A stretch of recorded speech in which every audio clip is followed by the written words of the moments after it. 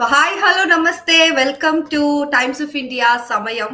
So ఇక్కడ Indians అయితే చాలా మంది కంగారు పడిపోతున్న విషయం ఏదైనా ఉంది అని అంటే అదైతే H1B వీసా.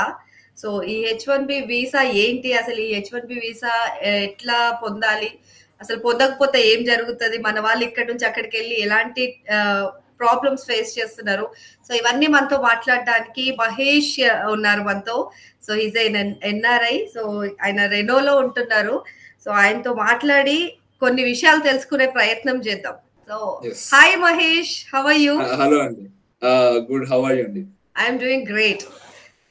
మేము ఇక్కడే ఉండాలనుకుంటున్నాం కాబట్టి సేఫ్ గా ఉన్నాం, బట్ అక్కడికి రావాలనుకున్న వాళ్ళే చాలా భయపడిపోతున్నారు. లేదు, ఇక్కడ కూడా సేఫ్ గానే ఉంటుంది. What is all happening there? Happening, we are doing job. నా ఫ్రెండ్స్ జాబ్ కోసం వెతుకుతున్నారు. Okay, yeah, eventually we are getting into good position. Okay, super. అయితే ఇప్పుడు అంత సేఫ్ గానే ఉన్నారా? అందరు ఇక్కడ తెగ కంగారు పడిపోతున్నారు, తెలుగు వాళ్ళు, మన ఇండియన్స్. సో అమెరికాకి అసలు వెళ్ళలేమేమో, ట్రంప్ వచ్చి కొత్త రూల్స్ తీసుకొచ్చేసారు H1B కోసం, H1B వీసా ఇష్యూలో అనేసి.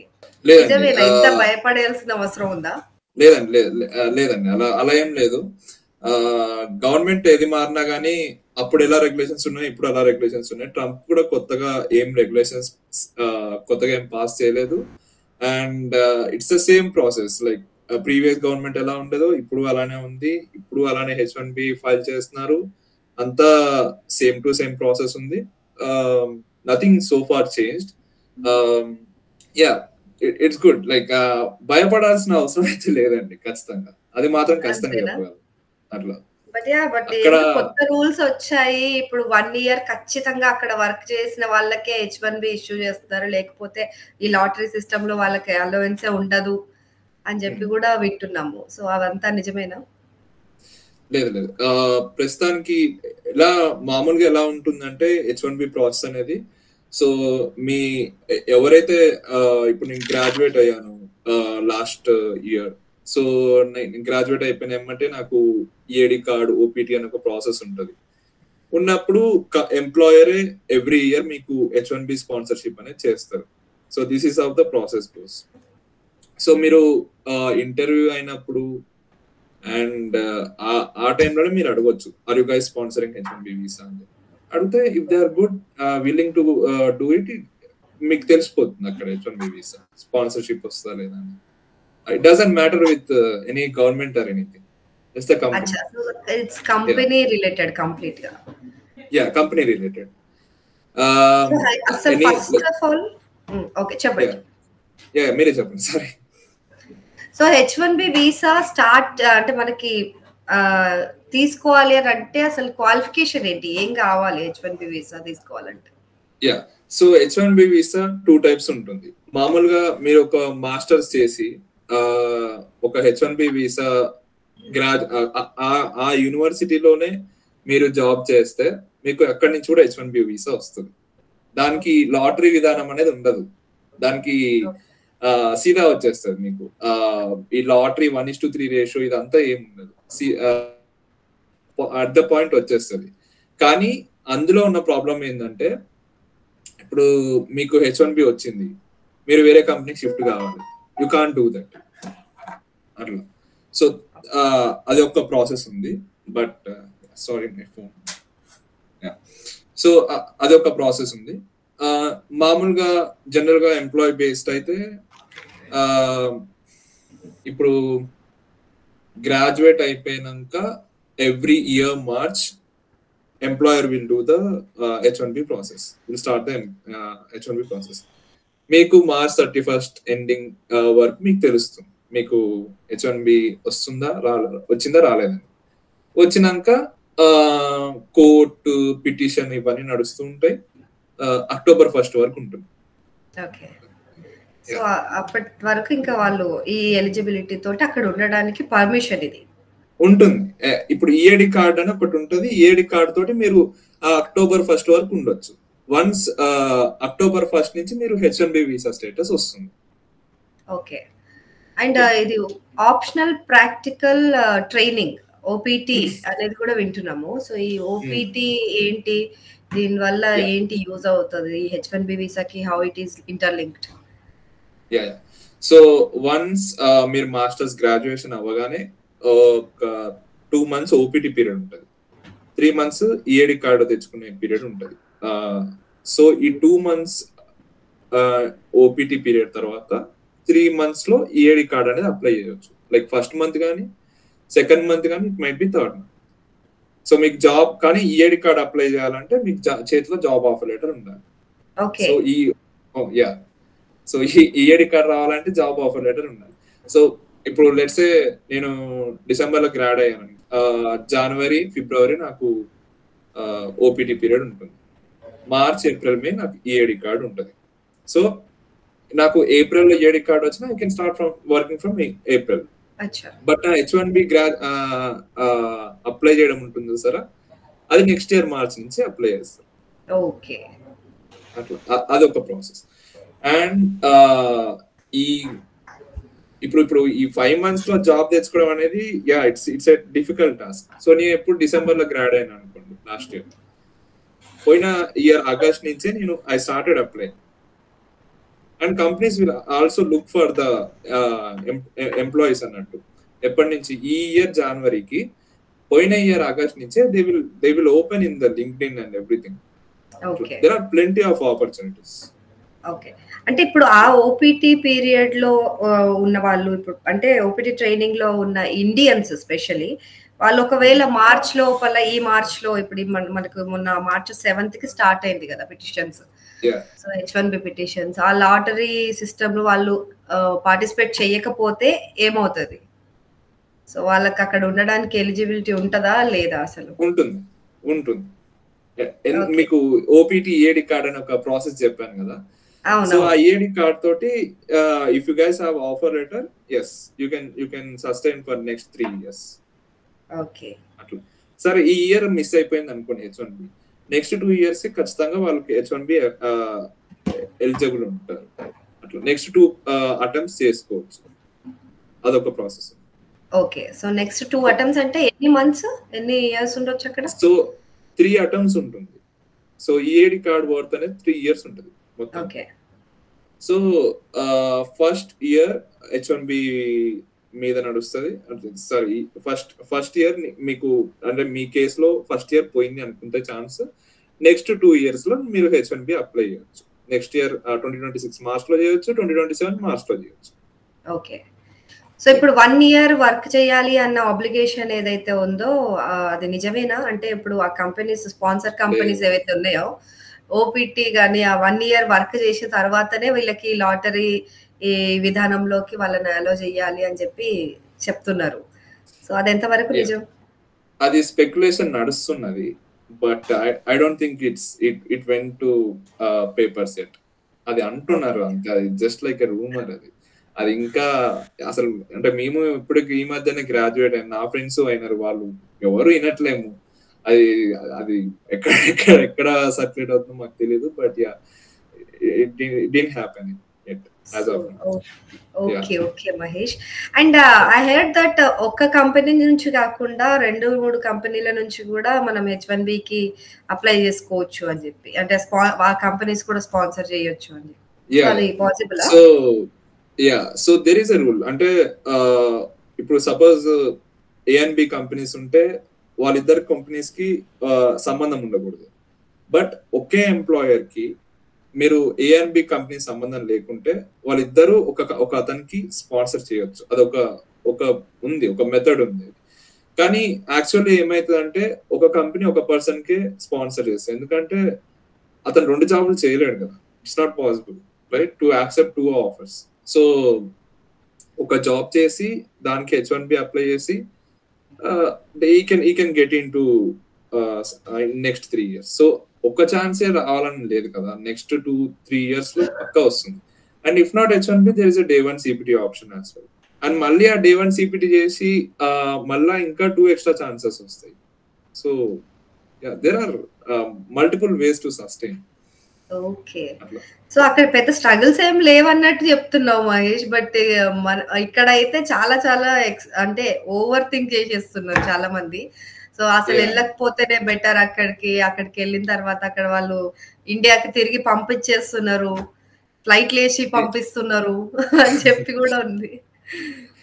నేనలా చెప్పానండి. ఎందుకంటే స్కిల్డ్ లేబర్ మీద ఎప్పుడు ఆహ్, అందరికి ఉంటది. కంపెనీస్ ఏం చేస్తాయి, స్కిల్ ఉన్న పీపుల్‌ని తీసుకోవాలనుకుంటది ఎప్పుడైనా గాని. Of course. ఈ yes. Not over USA, not over Australia, Europe countries అయినా, ఏ కంట్రీస్ అయినా మనిషికి స్కిల్ ఉందంటే, ఎందుకంటే they are dependent on engineers, right? So, ah, వాళ్ళు H-1B వీసా ఇయ్యడానికైనా, యూఎస్‌లో ఉండే వాళ్ళైనా, లైక్ యూరోప్‌లో అయినా, ఎక్కడైనా కానీ, if you know the skill, if you ఇప్పుడు ఫర్ ఎగ్జాంపుల్ మీకు డేటా సైన్స్ రిలేటెడ్ కోర్సెస్ ఉంటాయి. ఒకప్పుడు 5 ఇయర్స్ బ్యాక్ డేటా సైన్స్ నేర్చుకున్న అతనికి ఇప్పుడు ఇప్పుడు ఇక్కడికి వచ్చినాక అతని లైఫ్ అసలు చాలా ఇంటర్న్‌షిప్స్, చాలా ఫుల్ టైమ్ జాబ్స్ వచ్చాయి. ఇప్పుడు ఇప్పుడు మార్కెట్ డౌన్ ఉంది. I accept it. But opportunities లేవని మాత్రం నేను చెప్పను. నేను ఖచ్చితంగా ఎవరినైనా రమ్మనే చెప్తాను. అంటే if they are interested actually. అంతేగాని భయపడిపోయి దీనికైతే స్కోప్ లేదండి. నేను ఖచ్చితంగా రమ్మని చెప్తాను. ఒకవేళ వాళ్ళు నిజంగా ఇంట్రెస్ట్ ఉంటే ఇక్కడ ఏదో పరిస్థితి బాలేదు అని చెప్పి నేను వెనకాల పొమ్మని చెప్పను. నేను ఖచ్చితంగా రమ్మనే చెప్తాను. ఓకే. అసలు హౌ యాహ్! అంటే మీరెళ్ళినప్పుడు ఎట్లా అంటే ఫేస్ చేసిర్రు? స్ట్రగుల్స్ ఏమన్నా ఉండేనా? ఏమన్నా ఇబ్బందయిందా? వీసా ప్రాబ్లమ్ ఎట్లా? వీసా ప్రాబ్లమ్స్ ఏం లేవు. బట్ ఇనిషియల్లీ ఇక్కడ కమ్యూనికేషన్ ఇక్కడ నాకు ఇంగ్లీష్ అంత I'm not that good like compare 2 years back అంటే ఇప్పుడు చాలా బెటర్. బట్ అప్పుడు ఇనిషియల్ గా వాళ్ళు ఏం మాట్లాడుతున్నారో కూడా నాకు అర్థం కాకపోయేది. చాలా కష్టంగా ఉండేది అసలు ఫస్ట్ అమెరికన్ ఇంగ్లీష్ ఫస్ట్ కొంచెం 1 మంత్. డిఫరెంట్ అండ్ డిఫికల్ట్ ఉంటది. యాక్సెంట్ డిఫికల్ట్ గా ఉంటది. But once you get use to it, నాకు అమెరికన్స్ లో ఫ్రెండ్స్ అయినారు, రకరకాల దేశం వాళ్ళు ఫ్రెండ్స్ అవుతారు. It's so common here. Like అలవాటు అయిపోతూనే ఉంటది వన్స్ నీకు వాళ్ళతో ఉంటే. యెస్. సో ఇది మళ్ళీ డిఫికల్టీ లాగా ఏమనిపించలేదు నాకు. మళ్ళీ వన్ సెమిస్టర్ దాటగానే it's easy to talk with people, it's easy to learn something new అట్లా. అండ్ డిఫికల్టీస్ వరకు వస్తే ఇట్స్ సో ఇండియాకి ఇక్కడ తేడా ఏంటంటే మనకి అక్కడ పీజీ హాస్టల్స్, మెస్సెస్ అన్ని ఉంటాయి ఫుడ్ ప్రొవైడ్ చేయడానికి. ఇక్కడ మనకి ఏమి ఉండదు. మన వంట మనమే చేసుకోవాలి, మన చదువు మనమే చదువుకోవాలి, అదేంటి మన మనీ మనమే ఎర్న్ చేయాలి. సో ఈ త్రీ కంబైన్ చేసి పని చేయడం అనేది, సస్టైన్ అవ్వడం అనేది కొంచెం it's a difficult thing. But ఇంకా వీఆర్ నా సావు నేను చేస్తాను నీకెందుకు అని అనుకుంటేనే అమెరికా వెళ్ళాలా? లేదు. It's fun here. Like there are so many fun things here. There are so many people around you. Atla. Okay. Definitely I miss my place, but yeah. Yeah. There are And opportunities. one more thing, Mahesh, that ఇక్కడైతే చాలా పెద్ద అంటే ఇది జరుగుతుంది, talk నడుస్తుంది. ఏంటంటే ఒక అతను రీసెంట్ గా ఒక ఆయన పోస్ట్ కూడా చేశారు సోషల్ మీడియాలో, that he work there for అంటే అమెరికాలో ఒక 10 ఏళ్ళు పనిచేసినోడు. బట్ ఇక్కడికి వచ్చిన తర్వాత ఆయనకి ఇక్కడికి వచ్చేద్దాం అని అనుకుంటే వీసా ప్రాబ్లమ్ ఏదో సంథింగ్ హీస్ ఫేసింగ్.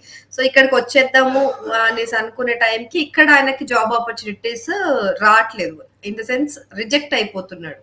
బికాస్ అక్కడ ఆయన నేర్చుకున్న స్కిల్స్ వేరు, ఇక్కడ స్కిల్స్ వేరు. సో అంటే ఒక్కసారి ఇంకా అమెరికాకి వెళ్ళి అక్కడ మనం ఎంత పని చేసినా, ఎంత తోపైనా సరే ఇక్కడికి వచ్చిన తర్వాత ఇంకా మనకి లైఫ్ ఉండదా? అలా ఉండదు. మేబీ అతను కేసు ఎలా ఉందో మనకు తెలియదు కదా, మనం చూడలేదు. ఇప్పుడు నేను లింక్డ్ఇన్ ప్రొఫైల్ చూసాను అనుకోండి, నేను చెప్తాను నేను అసలు ఆయన ఏం చెప్పి జావా చేసిండా, C++ చేసిండా, లేకపోతే సాఫ్ట్వేర్ డెవలపర్ అయిందా. I'm not from computer science background, so I don't know how different languages are different platforms are. But ఒక స్కిల్ నేర్చుకుంటే దానికి ఉంటుంది. ఇండియాలో అయినా దాని ఎక్స్టెన్షన్ అని ఉంటుంది, లేకపోతే న్యూ స్కిల్ అయినా నేర్చుకోవచ్చు. And companies consider, if you are like experienced professional over here, definitely companies consider, ఇండియాలో కూడా కన్సిడర్ చేస్తాయి.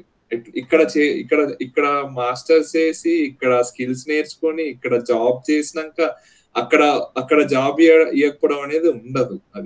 అది same it works for India as well. Like if you work for like 4-5 years over there, నీకు skill ఉందని చెప్పి అవతల company నమ్ముతుంది, నమ్మినప్పుడు job వస్తుంది అట్లా.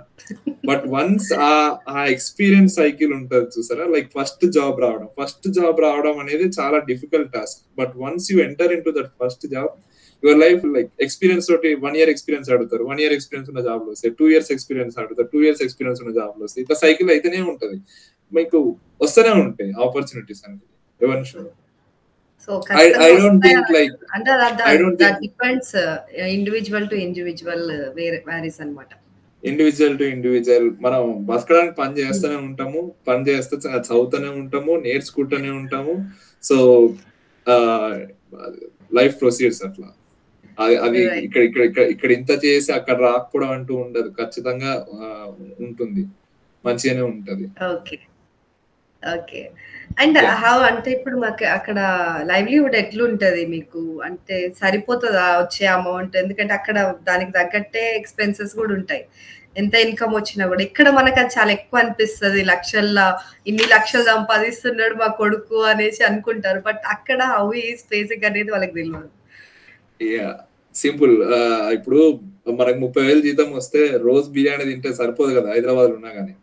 ఇప్పుడు సో సింపుల్, ఇప్పుడు ఇక్కడ ఇండియా ఇక్కడ ఉన్నా గానీ మన డైలీ మన ఫుడ్ మనం చేసుకొని ఆఫీస్ వెళ్ళి వస్తే చాలా డబ్బులు మిగులుతాయి. సో సింపుల్ అంతే. మనీ లైవ్లీహుడ్ అదంతా కష్టంగా ఉంటుందని నేను చెప్పాను.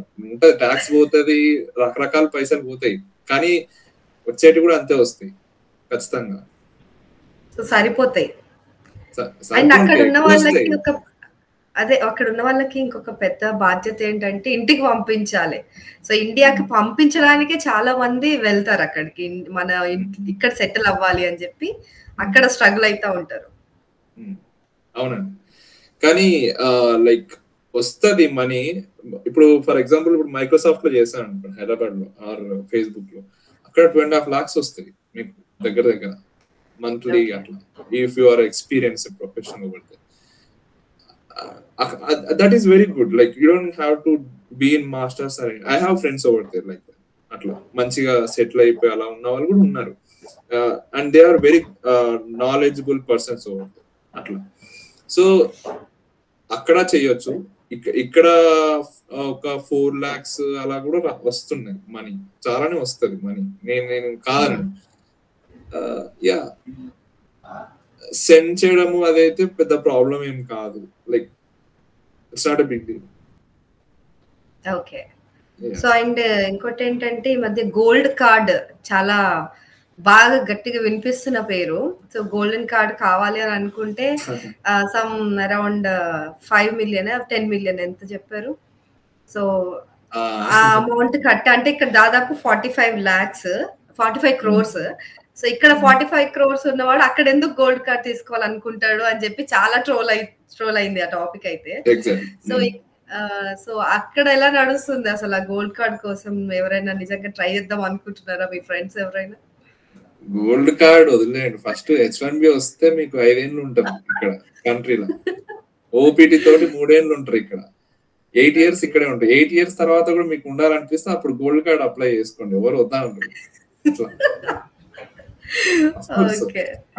అది కాకుండా H1B రెన్యువల్, గ్రీన్ కార్డు, ఇవన్నీ రకరకాలు ఉన్నాయి. అసలు గోల్డ్ కార్డు నేను నార్మల్ గా ఇన్స్టాగ్రామ్ లో ఇట్లా చూస్తున్నా గానీ అసలు ఎందుకు పట్టించుకుంటే, మాకు డైలీ వర్క్ ఉంటది, వర్క్ చేస్తాము, అది H1B కోసం చూస్తాము, అది H1B అప్రూవ్ అయితే చేస్తాము, లేకుంటే ఇంకా వేరే అప్లై చేస్తూనే ఉంటాము, వేరే విధాలు చూస్తూనే ఉంటాము. ఇదంతా గోల్డ్ కార్డు ఇవన్నీ పట్టించుకోరు.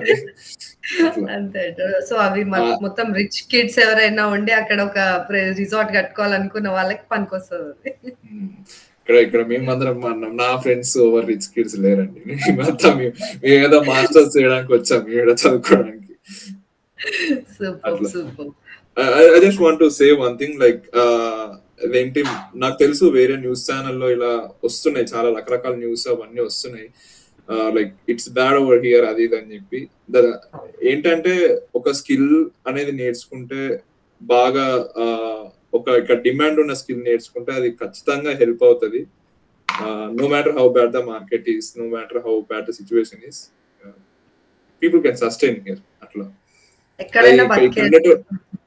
బతికేయచ్చు. ఇక్కడ ఉండేటోళ్ళు ఏం చెప్తారంటే ఇక్కడ రాకండి, బాలేదు ఇక్కడ, అలా చెప్తారు. అది ఎప్పుడు నమ్మొద్దు. They are earning here more. So అది ఎప్పుడు గుర్తుపెట్టుకోవాలి. అవును, సోషల్ మీడియాలో కూడా మేము చూసినాం చాలా మంది ఎన్ఆర్ఐస్ అక్కడికి వెళ్ళి స్ట్రగుల్స్ ఫేస్ చేస్తున్నట్టు ఏడుస్తూ పెట్టినారు వీడియోలు. ఇండియాలో చాలా బాగా అనిపిస్తుంది అబ్బా ఇక్కడ ఉండి మాకు చూస్తుంటే, అరే ఇక్కడ అక్కడికి వెళ్ళి ఎందుకు ఇంత ఫేస్ చేస్తున్నారు అని. డెఫినెట్లీ ఫుడ్, పీపుల్, ప్లేస్ పక్కా మిస్ అవుతాము, ఖచ్చితంగా ఉంటది. కానీ ఇప్పుడు నేను చేసే జాబ్ నాకు మస్తు సాటిస్ఫాక్షన్ ఉంటది ఇక్కడ. నేను మస్తు స్కిల్ అదంతా అది అట్లా ప్రతి ఒక్కరికి ఉంటది ఇక్కడ. ఎందుకంటే స్కిల్, ఆ ఇంజనీరింగ్ అది అంటే నాకు అక్కడ బీటెక్ లో నాకు అది రాలేదు. అక్కడ నేను చదవలేదో మరి అది నాకు తెలియదు నాకు. కానీ ఇక్కడికి వచ్చాక మాత్రం నేను I'm enjoying my works totally, and people over here enjoy work completely. అక్కడ కూడా చేస్తారు, బట్ నా పర్సనల్ కేస్ లో అయితే నాకు అలా అనిపించింది, స్కిల్ బేస్డ్ ఉంటారు అని చెప్పి. సో ఇంతకు ముందు ఎలా ఉండేదంటే, అంటే నా జనరేషన్ కాదు, ఒక 10 years ముందు వాళ్ళు అమీర్పేటలో కోర్సెస్ చేసుకొని ప్రిపేర్డ్ అయ్యి ఇక్కడ యుఎస్ వచ్చేవాళ్ళు, లైక్ ఏదో ఒక లాంగ్వేజ్ నేర్చుకునేదంతా. ఇప్పుడు అది జరగట్లేదు కదా. ఇప్పుడు నార్మల్ ర్యాండమ్ వస్తున్నారు. అలా కాకుండా ప్రిపేర్డ్ గా వస్తే, అంటే మనం మంచి కాలేజ్ చూసుకొని స్కిల్స్ చదువుకొని ఇక్కడ ఆ స్కిల్ ప్రకారం ఇక్కడ జాబ్ ఉంటాయి, ఈ యూనివర్సిటీలో జాబ్స్ ఉంటాయి, ఈ లొకేషన్ లో జాబ్స్ ఉంటాయి, ఈ కంపెనీకి వస్తుంది, ఈ కంపెనీలో చేయాలంటే ఈ స్కిల్ చేయాలని చెప్పి ముందు నుంచే అనుకొని ఉంటే ఖచ్చితంగా everyone will be employed here, full time employee పక్కా. అది సూపర్. సో ఎవరు భయపడాల్సిన అవసరం లేదంట. అండ్ వన్ థింగ్ చాలా మంది అడుగుతున్నారు ఏంటంటే, ఇక్కడే చేసుకోవచ్చు కదా, అక్కడికి ఎందుకు వెళ్ళి చేయాలి, సో అక్కడికి వెళ్ళి సంపాదించి మనం అంత స్ట్రగుల్ చేసి పంపించే కంటే అంటే నిలబడి నీళ్ళు తాగొచ్చు కదా, పరిగెత్తి పాలు తాగడం ఎందుకు అని. సో ఇప్పుడు మా తాతయ్య వాళ్ళు, వాళ్ళ తాతయ్య వాళ్ళు వలస పోతారు ఒక ఊరికి. ఎందుకు? మంచి స్కిల్ నేర్చుకోవాలి, మంచిగా పని నేర్చుకోవాలి. పర్సనల్లీ మా తాత పని నేర్చుకున్నాడు, ఎక్సెల్ ఇన్ దట్ ఫీల్డ్. నాకు అక్కడ ఆపర్చునిటీస్ కనిపించలేదు ఆ ఫీల్డ్ లో. నేను ఇక్కడికి వచ్చి ఇక్కడ ఆపర్చునిటీస్ ఉంటాయని చెప్పి నమ్మి నేను ఇక్కడ వస్తున్నాయి. యాక్చువల్ ఆపర్చునిటీస్ అక్కడ లేవని కాదు, అక్కడ లిమిటెడ్ ఉంటాయి. ఇక్కడ 100,000 ఉంటే అక్కడ 1000 ఉంటాయి అట్లా. సో పీపుల్ అందరికి కూడా అలా ఆ ఒపీనియన్ ఉంది, ఇక్కడ ఆపర్చునిటీస్ ఎక్కువ ఉన్నాయి అది ఇది అని చెప్పి. అండ్ మనకు అందరికి తెలిసిందే గ్లోబలైజేషన్ అనేది ఒకటి ఉంటది ప్రాసెస్. అందరూ లైక్ అన్ని కంట్రీస్ లో సర్వీసెస్ యూజ్ చేసుకుంటారు, అన్ని కంట్రీస్ లైక్ ఇంపోర్ట్ చేసుకోవడం, ఇదంతా ఉంటుంది process. Why not like employees can shift like between the countries?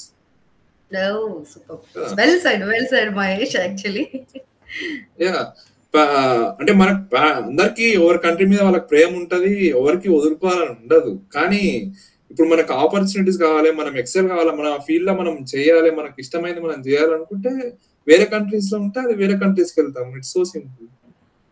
Super. కాకపోతే స్కిల్డ్ లేబర్ అంతా అక్కడికి వెళ్ళిపోతున్నారు, స్కిల్డ్ ఎంప్లాయీస్ అందరూ అక్కడనే ఉంటున్నారు, అమెరికానే డెవలప్ చేస్తున్నారు. మన ఇండియా ఎప్పుడు డెవలప్ అవుతుంది? ఇట్ ఇస్ స్టిల్ డెవలపింగ్ ఏనా అని అనిపిస్తుంది. లేదండి, ఇది అంటే నాకైతే ఒక ఐడియాలజీ ఉంది ఏంటంటే, వన్స్ ఇప్పుడు మీరు ఇక్కడ ఉండే వాళ్ళు అక్కడ దాని మీద డిపెండ్ అవుతారు, అక్కడ ఉండే వాళ్ళు ఇక్కడ కొన్ని విషయాలు డిపెండ్ అవుతారు ఖచ్చితంగా. మనకున్న స్కిల్, మనకున్న యూత్ పాపులేషన్ వాళ్ళందరూ నిజంగా స్కిల్స్ నేర్చుకుంటే rather than focusing on different other things. ఒక ఏజ్ ఉంటది నిజంగా ఫోకస్ చేస్తాం, రకరకాల విషయాలు ఫోకస్ చేస్తాం, డైవర్ట్ అయిపోతాం. కానీ ఒక ఏజ్ ఇట్లా రఘువరన్ బీటెక్ లో చూసినట్టు ఇట్లా ఒక మంచి ఇట్లా స్కిల్ నేర్చుకొని అట్లా ఒక్కొక్క ఇండివిజువల్ కి ఒక్కొక్క కంపెనీ పెట్టాలి. ఒక చిన్న కంపెనీస్, ఏం అంబానీ అవనవసరం లేదు, చిన్న కంపెనీస్ పెట్టినా మస్తు డెవలప్ అవుతుంది, ఖచ్చితంగా డెవలప్ అవుతుంది. ఇప్పుడు హైదరాబాద్ లో కంపెనీ, నల్గొండలో కంపెనీ, పెద్ద కంపెనీ అవసరం లేదు, చిన్న కంపెనీ. వరంగల్ లో కంపెనీ, ఎలిమినార్ ఉంటే ఎలిమినార్ లో కంపెనీ, పటాన్చెరు లో కంపెనీ, అట్లా చిన్నగా నాకో కంపెనీ, నా ఫ్రెండ్ కో కంపెనీ, అట్లా చిన్న కంపెనీలు ఉన్నా చాలు సస్టైనెన్స్ కోసం. అప్పుడు ఇండియా అనేది ఖచ్చితంగా డెవలప్ అవుతుంది. ఎందుకంటే ఇక్కడ యుఎస్ లో అట్లా ఉంటది. ఈ ఇండివిజువల్ ఒక్కొక్క స్టేట్ కి ఒక్కొక్క సంబంధించిన కంపెనీ ఉంటది. ఆ కంపెనీ నువ్వు మళ్ళీ ఈస్ట్ సైడ్ ఆఫ్ యుఎస్ఏ పోతే అది ఉండదు, మళ్ళీ అక్కడ ఉన్న కంపెనీ ఇక్కడ ఉండదు మళ్ళా. So you see like every individual is growing here. మన దగ్గర కూడా అట్లా గ్రో అవ్వాలి individual other than big company or big organization. Fantastic. అసలు చాలా చాలా చాలా చాలా ఇన్స్పైరింగ్ వర్డ్స్ అవి నిజంగా. సో నిజంగా హోప్ ఫర్ ద బెస్ట్ మీరు అన్నట్టు అట్లనే కావాలి అని చెప్పి అనుకుందాం. Mahesh, it's already late. మీకు అక్కడ 12-1 అవుతుంది నైట్, మాకు ఇక్కడ మధ్యాహ్నం అవుతుంది. పర్లేదండి. ఇప్పుడు మంచి ఆలోచన, మంచి స్కిల్ ఇప్పుడు మీరు కండక్ట్ చేసేది కూడా అదేంది 10 మందికి యూజ్ అవుతుందంటే డెఫినెట్లీ నేనన్నా మా ఫ్రెండ్స్ అన్నా మేము రెడీగా ఉంటాము చెప్పడానికి. అదంతా we just need a platform for that to get into the people. Times of famous India పర్లేదు, నా ఫ్రెండ్స్ ఎవరు ఫేమస్ అవ్వకపోయినా we don't want to be famous or anything. We just want our information. We just want to know people how we grow up and వాళ్ళకి అది ఒక వే లాగా ఉన్నా చాలది. మేము లింక్డ్ఇన్ నుంచి రకరకాల ట్రై చేస్తాం. Yes, definitely. Super. Thank you. And Thank I'm you so not like much. super skilled person. I'm a normal person. I always believe if I can do this, anyone can do this. Atla. Wow. Fantastic words, Mahesh. Thank you so much. Thank you so much. Bye.